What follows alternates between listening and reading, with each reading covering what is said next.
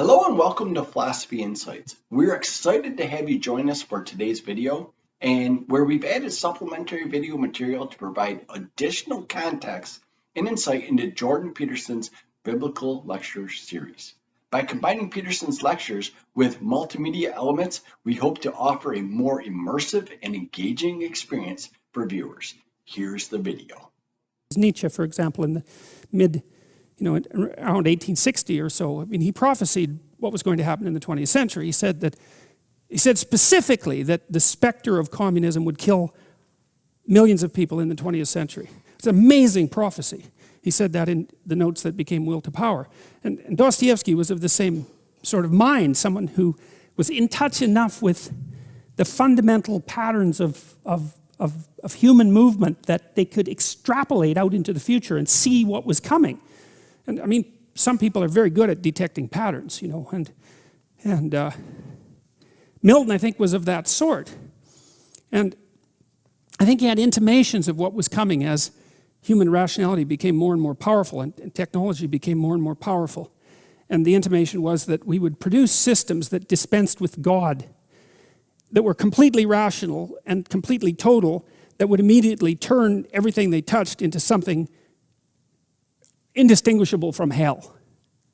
And Milton's warning was, and it's embodied in the poem, is that the rational mind that generates a production and then worships it as if it's absolute immediately occupies hell. So what does that have to do with the Tower of Babel? Well, you know what, back in 2008 when we had that economic collapse, this strange idea emerged politically, and that was the idea of too big to fail. And I thought about that idea for a long time because I thought, there's something deeply wrong with that. Is one of the things that made Marx wrong was Marx believed that capital would flow into the hands of fewer and fewer people, and that the dissociation between the rich and the poor would become more extreme as capitalism developed. And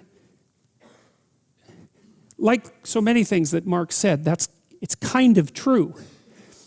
It's kind of true in that the distribution of wealth, and in fact the distribution of anything that's produced, follows a Pareto pattern. And the Pareto pattern basically is that a small proportion of people end up with the bulk of the goods.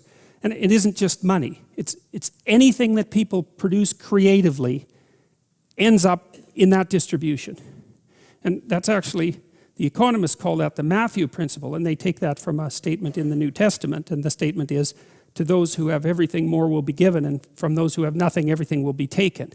And it's a map of the manner in which the world manifests itself, where human creative production is involved, and the map seems to indicate that as you start to produce and you're successful, the probability that you will continue to be successful or accelerate increases as you're successful.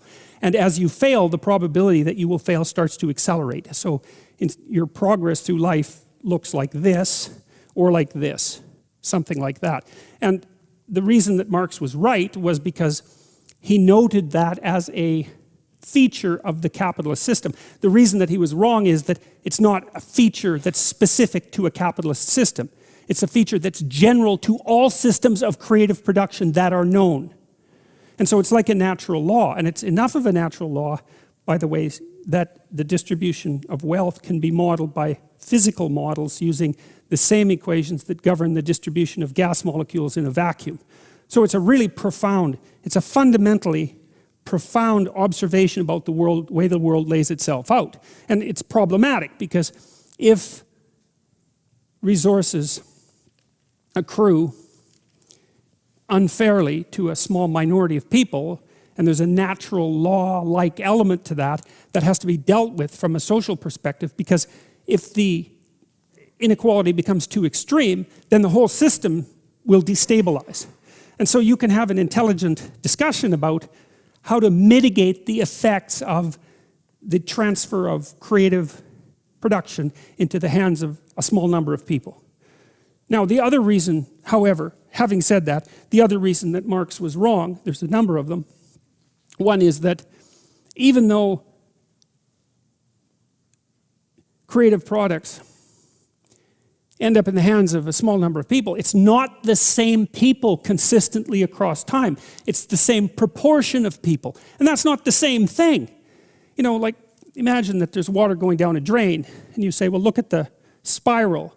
It's permanent. You think, well, the spiral's permanent, but the water molecules aren't. They're moving through it. And it's the same in some sense with the Pareto distribution, is that there's a 1%, and there's always a 1%, but it's not the same people.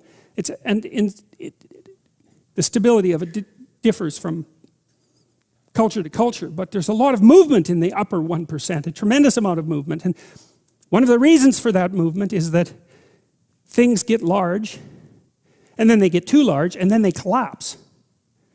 And so, in 2008, when the politicians said, too big to fail, they got something truly backwards, as far as I can tell, and that was, it was a reverse, the statement was reversed. It should have been, so big it had to fail.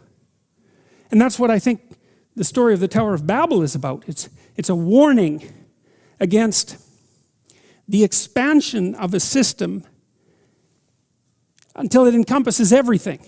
It's a warning against totalitarian presumption. So what happens, for example, when people set out to build the Tower of Babel is they want to build a structure that reaches to heaven, right? So the idea is that it can replace the role of God. It's something like that. It can erase the distinction between earth and heaven. And so there's a utopian kind of vision there as well, as we can build a structure that's so large and encompassing that it can replace heaven itself. And that's an interesting, the fact that that doesn't work and that God objects to it is also extraordinarily interesting. And it's an indication to me of the unbelievable profundity of these stories. It's like, I think one thing we should have learned from the 20th century, but of course didn't, was that there's something extraordinarily dangerous about totalitarian utopian visions.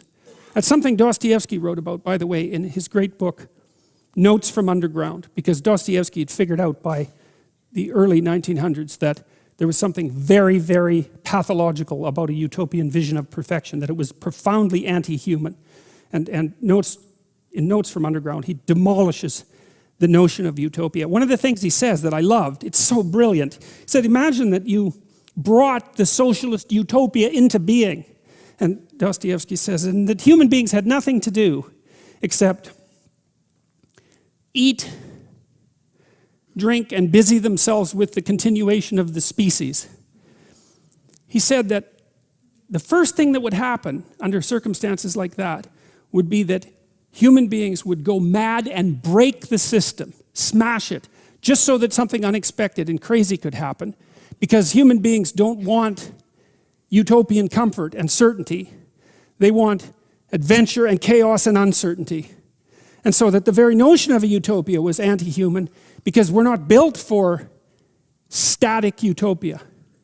We're built for a dynamic situation where there's demands placed on us and where there's the optimal amount of uncertainty. Well, we know what happened in the 20th century as a consequence of the widespread promulgation of utopian schemes. And what happened was mayhem on a scale that had never been matched in the entire history of humanity. And that's really saying something, because there was plenty of mayhem before the 20th century. I guess there wasn't as much industrial clout behind it.